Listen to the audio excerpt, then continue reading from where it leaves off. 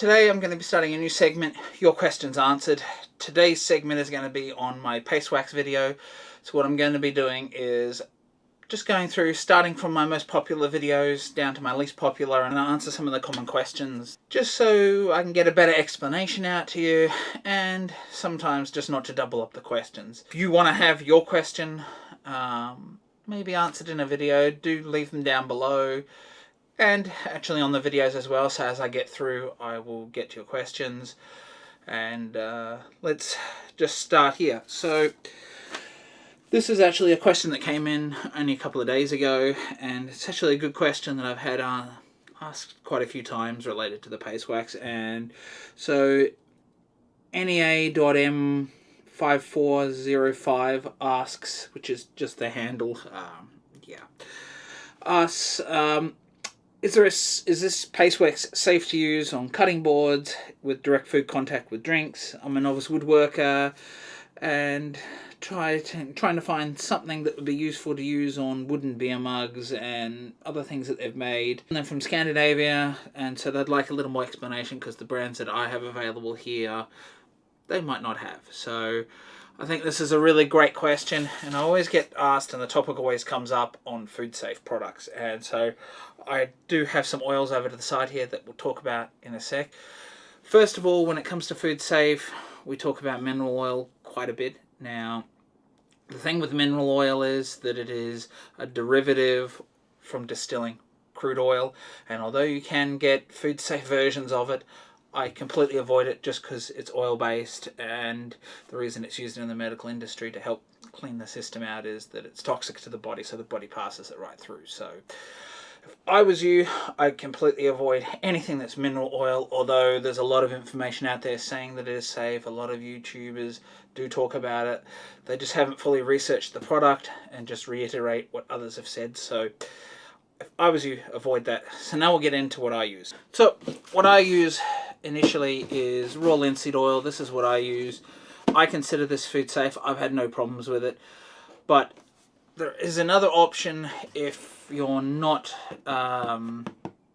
particularly keen on using an oil that comes from a hardware store in contact with food products, which I can understand. So you can actually buy the much more expensive cold pressed flaxseed oil. This one I just picked up from the local grocery store. Now,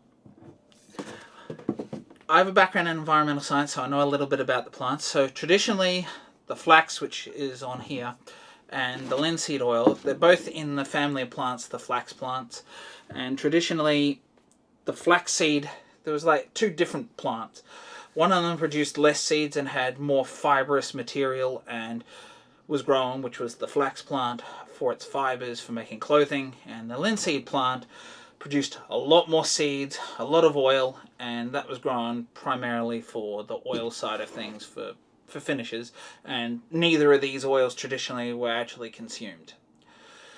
So when we find flaxseed on here on cold pressed, the process for both of these, it doesn't matter, is cold pressing the oil out of them. They don't heat them up in the process of getting the oil. So raw, meaning cold, uncooked in this case, or at least the products that I've purchased, and cold pressed flaxseed, it's essentially the same thing. Now, the other options that you have is a curative oil like 100% pure tung oil. I've not made paste wax out of that, but this is another option. So really you want to stick to your curative oils when it comes to making paste wax for food safe finishes. Now, this particular one says 100% pure tung oil, but this smells, so I don't tend to actually use this much. It's got a very strong odor to it. So let's sit the tung oil to the side. I like to stick with linseed oil, and I just thought, for those of you here in Australia, I thought I'd just show you that raw linseed oil, the Diggers one, is now timber oil, which is still 100% natural oil. So if you go to the big box Bunnings store, you can pick up these Digger ones, and they're both the same one. And the other part of making paste wax is obviously raw beeswax. So if you get natural raw beeswax like this chunk here, it's going to be 100% food safe because beeswax just is. Now, When it comes to these oils, the other thing you need to be aware of is what's called boiled linseed oil. Diggers sells it as pale boiled linseed oil, and it actually has a red tinge that they've put to it, so you can tell it apart. Now, the problem with boiled linseed oil is that commercially bought boiled linseed oil uses chemical dryers in the form of turpentine and stuff like that, more penetration into it, and it allows it to flash off and dry much faster. Now, it's called boiled linseed oil because the old way they used to do it was boil the actual linseed oil. And so what they'd do with the oil is they'd take it right to its flash point, so the point that it would combust and catch fire. It's quite a dangerous process. There are safer ways to do that now with pressure chambers and things like that. But back in the day, they would just boil it just below that point, and that would change its composition, and it would dry faster. And that's where that name comes from. So if you boil your own raw linseed oil, so all they take is take something like raw linseed oil and they boil it. But the commercially bought stuff, avoid it. It's got chemical dryers in it. I don't see it as food safe. I don't see that it's particularly safe at all. You'll want to wear gloves when doing it. But if you do find a source of naturally boiled linseed oil, you could use that in making these paste waxes, and they would be food safe. So I think that was a good question. There was quite a bit to digest there, and I think I've covered most of it there. My idea would be to avoid the tung oil because sometimes it's not 100% natural tung oil, and the odor of this is quite strong, so I tend to avoid this for any of my finishes. And I've had this for a couple of years and I've barely used it, so it's still almost full because I just don't like the smell that it gives off. And a lot of the tung oils do have other chemicals added, so you do have to be careful with tung oils, but it is one of the curative oils that you could use. It's 100% natural. It's the seed from the tung plant, and that's where that one comes from. So they are both natural products, but for me, I'd stick to the linseed oil, and for food safe, go ahead and get the cold pressed flaxseed to be on the safe side from your supermarket. And yeah. Now, what I wanted to do is just show you the color of this. So you can see, so the color of this is almost the same as this. It is a little lighter in color. Now that might be based on the type of flaxseed that was actually used, because there are a couple of different varieties of seed that can be used, like golden flax seeds and just the normal brown seed. And so there's not too much difference, but the odor of this is not quite as strong as the odor of this one. And that takes me into my next question here from Known Woodworker. I have already answered this one on there, but I thought I'd tackle it in a video. So they are saying here that they build folk instruments and want a more natural polish for their creation. Does the oil overpower the odor of the beeswax? Now, linseed oil has a very distinctive sort of plant oil smell. It can be quite strong, and it does still overpower the smell of the beeswax, because practically the beeswax doesn't have a smell to it. And so yeah, it does actually overpower. So if you were looking for something that was a little less overpowering, you might want to try the food grade linseed oil, because the smell is less on that. I've yet to actually make paste wax out of this, because this batch that I've had here I've been using for about the last 3 years. So I don't, you use it sparingly, and I made this whole pot up. You would have seen the video on that, which is what I'm answering these questions from, and so it does last quite a long time.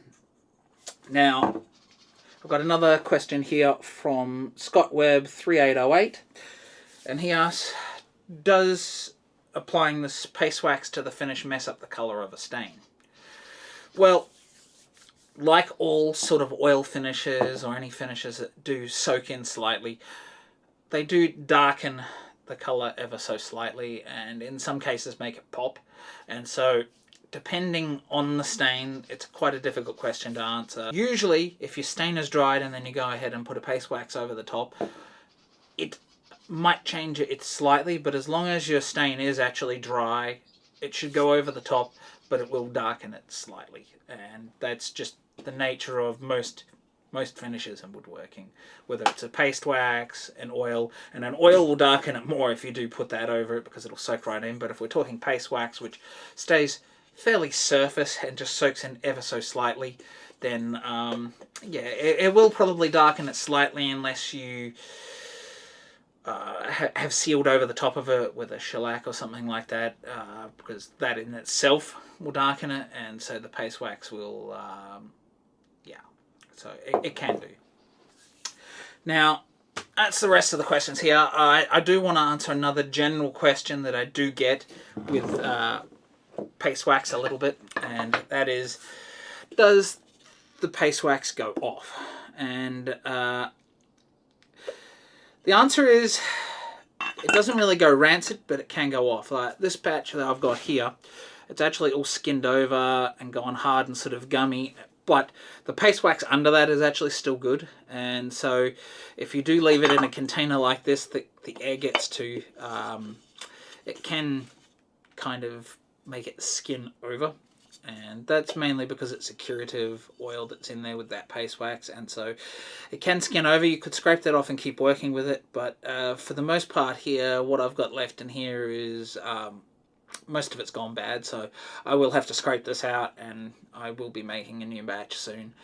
So what I thought I might do with that is actually use this one and actually make a video for making food safe paste wax using the correct product, just so you guys can see me actually do that. And that's what I'm going to be using next, and I will be making sure that we put it into a airtight container, because that's going to be better than this open one. However, this one is about 3 years old now, so it's not done too bad considering. Actually, it might only be 2 years old. Now, just going back to that first question about food safe oils, there was another thing going along with, you know, your paste wax going bad, is that what other oils can you use when it comes to the paste wax out? A lot of people have talked about access to olive oil, walnut oil, a lot of these nut and seed oils. Now, I've not personally made any paste wax out of something using olive oil, but what I have heard is that these oils tend to go rancid over time, and then although the finish might be in your timber, it can actually give off a bad smell. And so generally I would say to avoid them.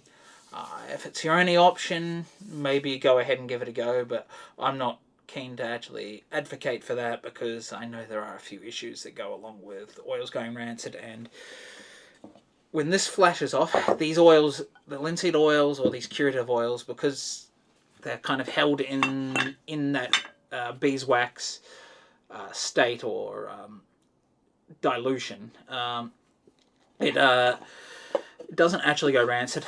Like, you can keep these oils and they will not actually go rancid, linseed oil or tung oil, and keep them for a very long time. This bottle here I've had for probably about 3 years now, and you know, I've got a little bit left in here, and this has not actually gone off. And yeah, as long as you keep it in your container, you can see that it doesn't actually go bad. It keeps its normal smell and it doesn't go rancid. So when it gets into a state like this, it doesn't really go rancid like those other oils I just mentioned, but it can form a skin and kind of dry out, and that's just the curative oil nature of a linseed oil, just kind of skinning over. So that rounds out this first video. Do let me know if you'd like to see some more of these down below, and leave your questions down there, and you might feature in the next video and here on the channel. Bye for now.